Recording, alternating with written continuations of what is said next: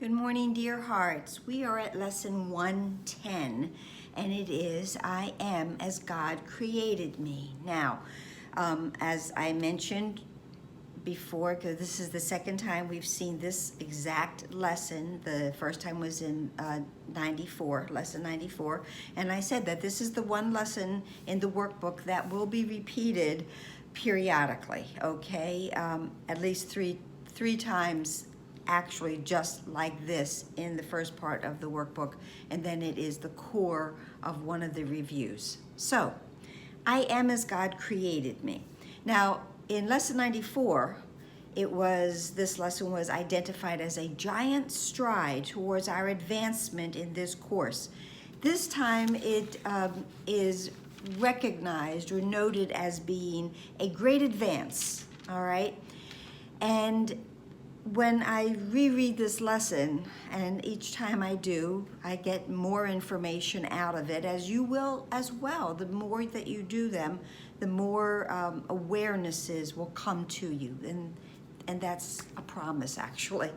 But this lesson, I am as God created me, is actually, in a way, making a case for the belief in this thought.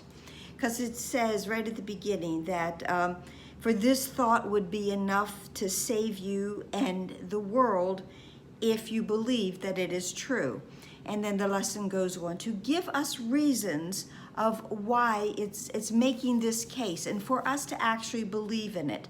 And the case that it lays out for us is one that it will free us from the past, it will heal the past, it'll free us from the future, and it makes us able to accept the present as it is without acquiring any more grievances or angst or worry or fear around it. And then it lays out that if this is true, okay, if you remain as God created you, appearances cannot replace the truth. Illusions cannot replace the truth. Health cannot turn to sickness, nor can death be substituted for life or fear for love.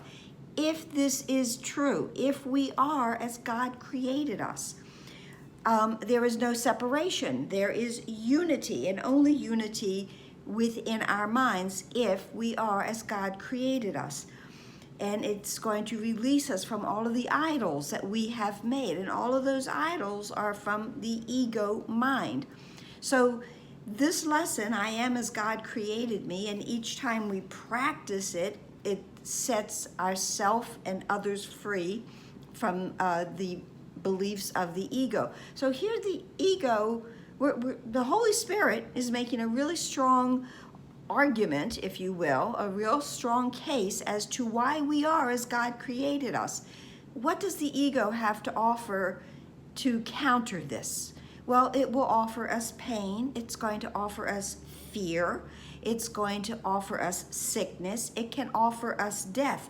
All of the opposites of what this one idea, should we decide to accept it, will bring us in our mind. Everything that is going, all of our thoughts that are going to be freed from the grasp of the ego, if we accept this thought, the love and the health and the wellness, the happiness, all of these things will be ours should we accept this thought, or we can accept the ego's thought. If we accept the thought of the Holy Spirit, we have made a great advance.